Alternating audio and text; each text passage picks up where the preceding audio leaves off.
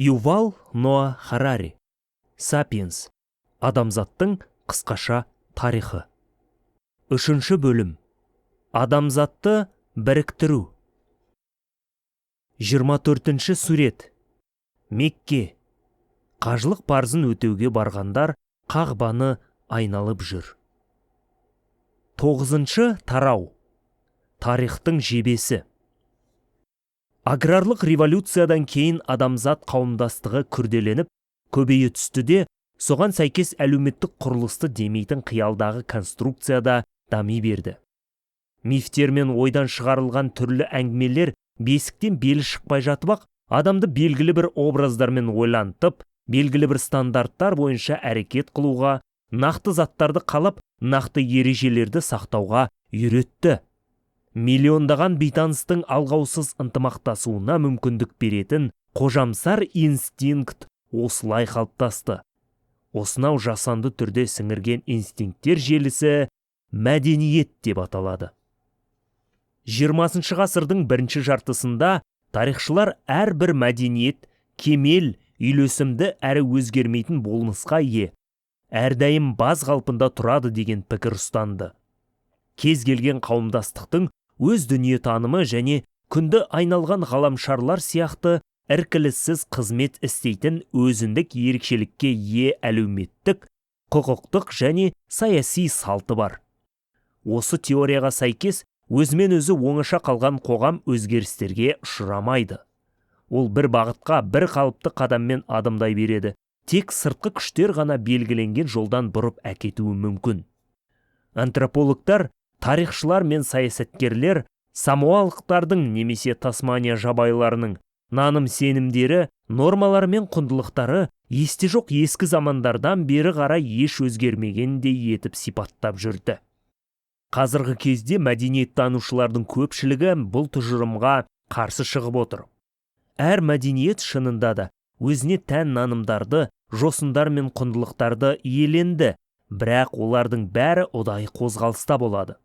Өзгерістерге көрші мәдениеттермен өзара әрекеттесуі немесе қандайда бір сыртқы факторлар себеп болуы мүмкін. Сондай-ақ мәдениеттің ішкі динамикасы да көзге шалынып қалады. Тіпті толық оқшауланып экологиялық тұрақты қоршауда тұрған мәдениеттің өзі мызғымаған төл қалпында сақталмайды. Адам орнатқан кез келген тәртіптің айнымалықты жат санайтын физика заңынан айырмашылығы өз ішінде қарамағайшылыққа ұрынып жатады. Мәдениет үнемі осы қарамағайшылықтар түйінін тарқауға талпынады. Осылайша өзгерістердің үзіліссіз үдерісі жүре береді. Мысалы, ортағасырлық Еуропа ақсүйектері христиан дінінің догматтарына да, рыцарьлықтың идеалдарына да сенді. Таң ата ақсүйек шіркеуге барып, үн-түнсіз уағыз тыңдады. Мынау дүниедегі әбігершіліктің бәрі бекер, деп жар салды мінберден діни қызметкерлер. Байлық, молшылық пен атақ таңық, соңы қауіпті жол. Олардың бәрін тәрк етіп, Исаның ізімен жүріңдер. Оның момындығын өнеге тұтып, қанағатсыздық пен зорлық-зомбылықтан қашыңдар. Әлдекім шапалақпен ұрып жіберсе, бетіңнің екінші жағын тосыңдар. Үйге үнсіз ойланып қайтқан вассал, барқыт пен жібек киімдеріне малынып, қожайынының сарайындағы тойға асығады. Шарап өзендей тасып, манистерлер ән салатын жалшы, Ланселот пен Гвиневраның махаббатын ән мен жырға қосады. Қонақтар әдепсіз әзілдермен қағытып, қанқұйлы әскери хикаяларын айтуға көшеді. Масқараға ұшырағанша өлген артық, деп лепіреді барондар. Ар намыс аяққа тапталса, мұндай қорлықты қан ғана жуады.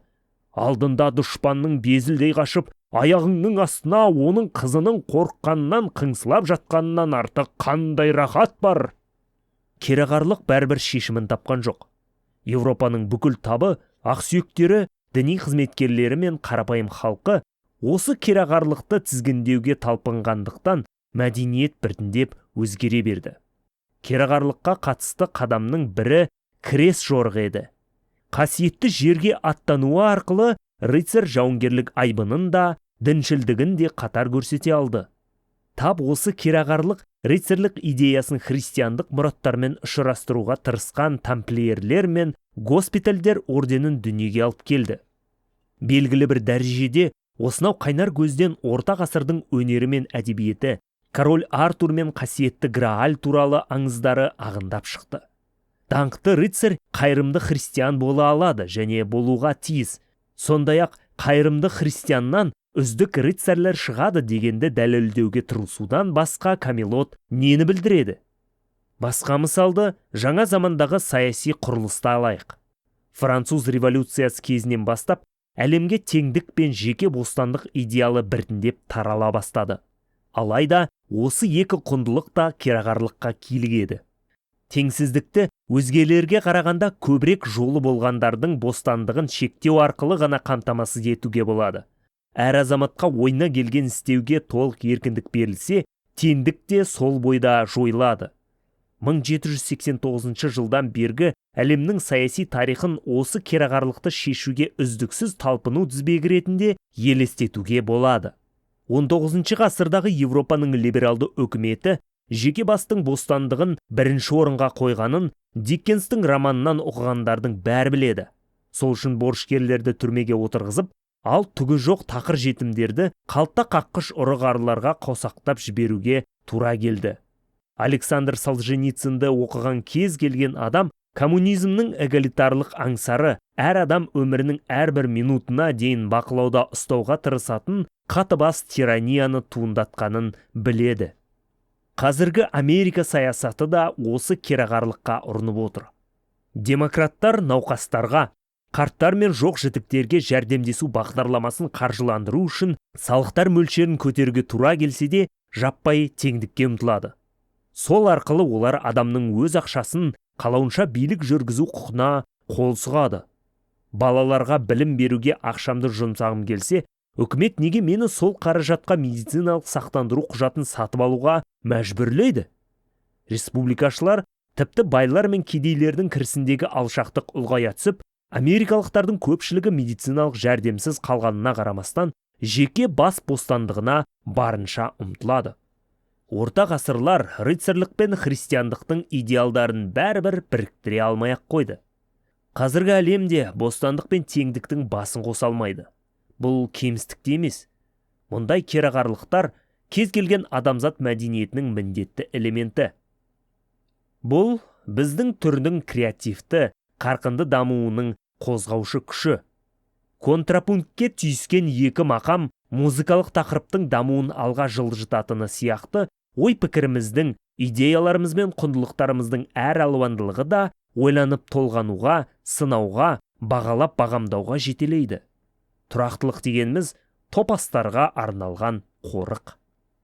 Шешілмейтін дилеммалар, шиеленістер мен жанжалдар кез келген мәдениеттің мәні болғандықтан, кез келген мәдени ортадағы адам сенімдер керағарлығын ұшырастырып, басы бірікпейтін құндылықтар арасында жартылып айырылуы керек. Бұл жаппай ұшырасатын жағдай бұрыннан когнитивті диссонанс деп аталады. Жұрттың көбі когнитивті диссонансты адам психологиясының беті бері қарамас кемістігі санайды. Ал шын мәнінде бұл адамның маңызды қасиеті.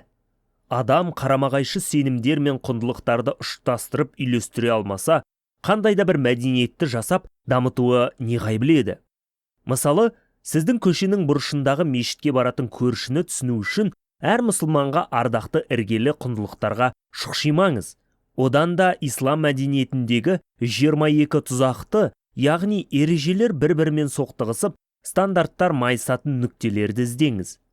Соларды тапқан кезде мұсылмандардың шектеусіз, үзілді кесілді екі өмірдің арасында жыртылып айырылатынын байқап, оларды түсінер едіңіз. Жер серігінен қарағанда. Кез келген мәдениет үнемі қозғалыста болады. Бұл қозғалыс кездейсоқтық па, әлде оның өз заңдылығы бар ма?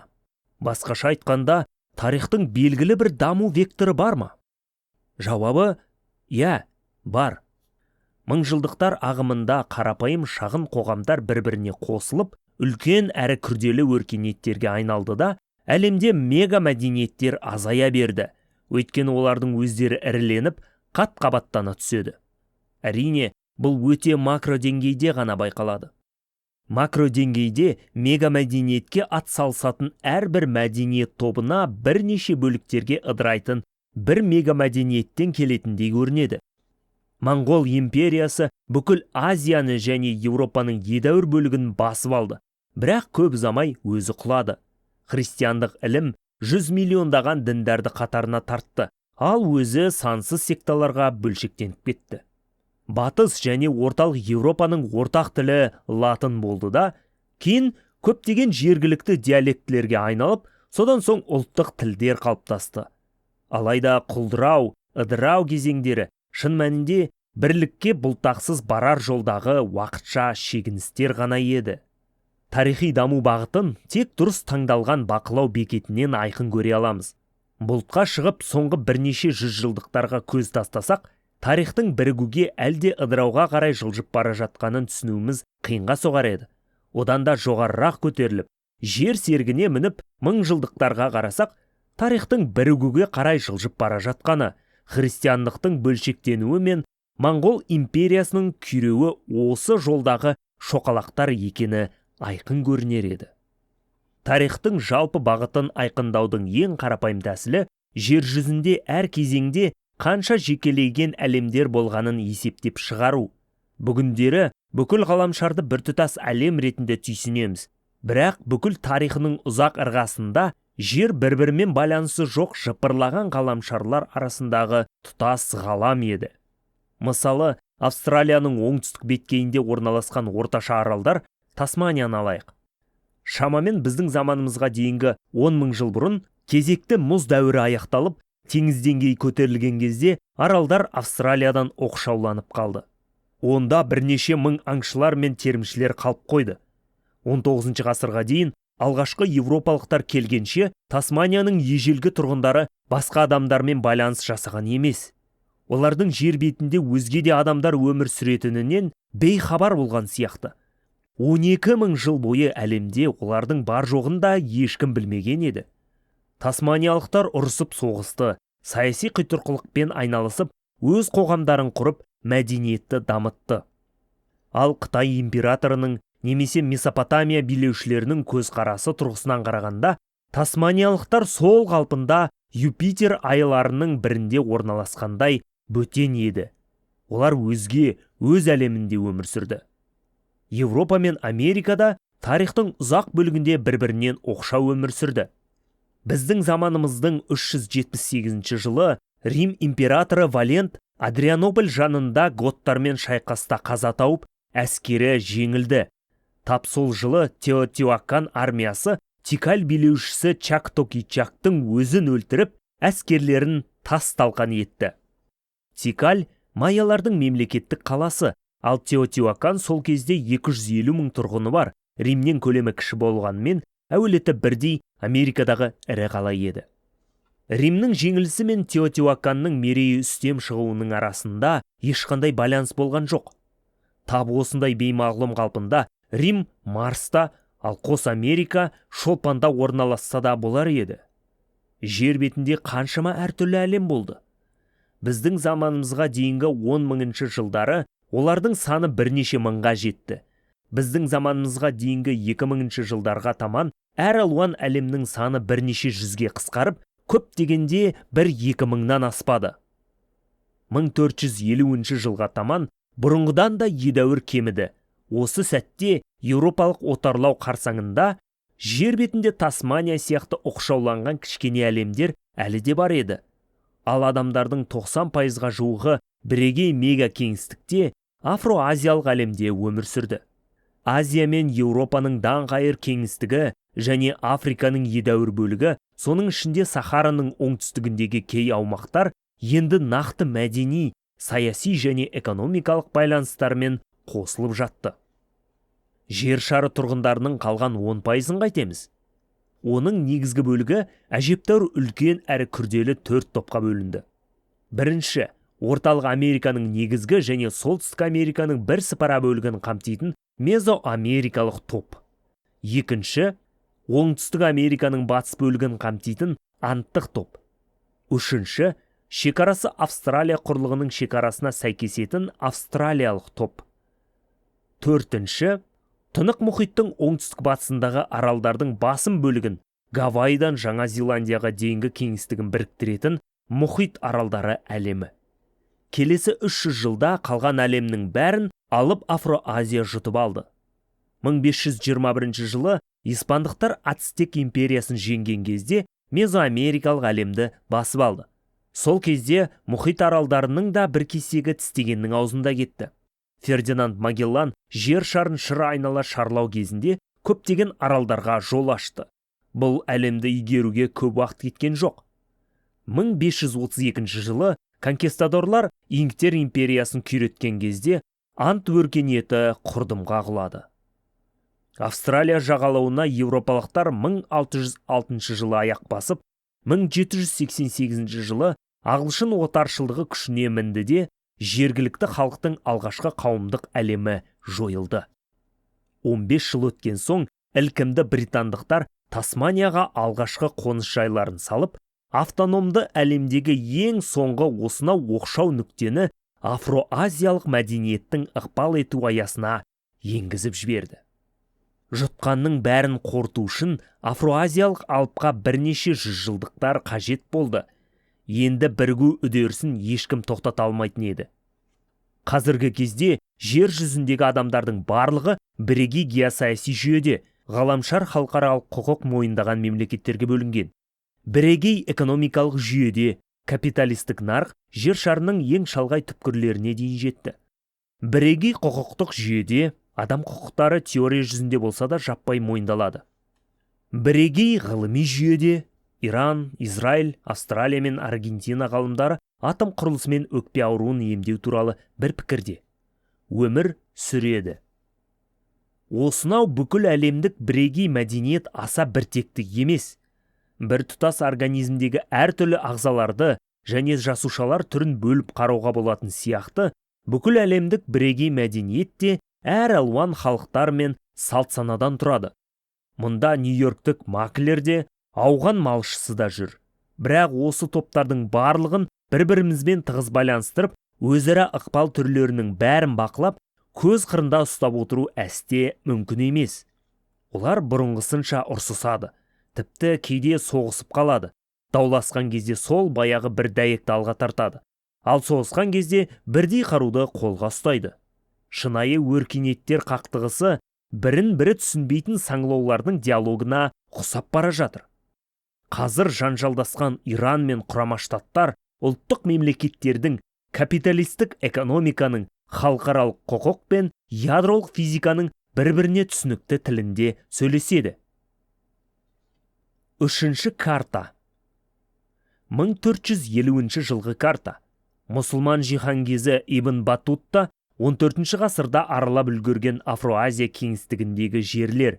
Танжерден, Марокко, шыққан бұл саяхатшы Тимбуктуды, Занзибарды, Ресейдің оңтүстігін, орталық Азияны, Үндістанды, Қытайды шарлап шыққан. Оның саяхат маршруты жаңа заман қарсаңындағы афро-азиялық әлем ішіндегі байланысты бейнелейді. Біз әлі аутентикалық, түпнұсқалық мәдениеттер туралы талқылауды жалғастырып келеміз. Ал аутентикалық ұғымын тәуелсіз даму нәтижесі, сыртқы әсерлерге ұшырамаған жергілікті көне дәстүрлер ретінде түсінсек, онда мұндай мәдениеттер жер бетінде енді қалмады. Соңғы бірнеше ғасырда барлық мәдениет жаһандық әсерлердің тегеурінімен танымастай өзгеріске ұшырады. Оның айқын мысалы ұлттық тағамдар. Италия мейрамханасында қызанақ соусын қосқан спагеттиге, Ирланд немесе поляк мейрамханасында картоптан жасалған тағамдарға тапсырыс береміз. Аргентина мәзірі сиыр етінен әзірленген стейк атаулымен тұнып тұрады. Үнді аспаздары астың бәріне аямай чили бұрышын салады. Ал Швейцарияда біз ып-ыстық қою шоколадтың кілегей көбігін сіміріп, рақаттанамыз. Алайда осы аталған ингредиенттердің бәрі аутентикалық емес. Қызанақ, чили бұрышы мен какао мексикалық, Еуропа мен Азияға тек Колумбтан кейін келген. Юлий Цезарь мен Данте Алигьери қызыл соус қосқан спагеттиді шанышқаға орап жеген емес. Айтпақшы, ол кезде шанышқыда болған жоқ. Вильгельм Тель шоколадтың дәмін татқан емес.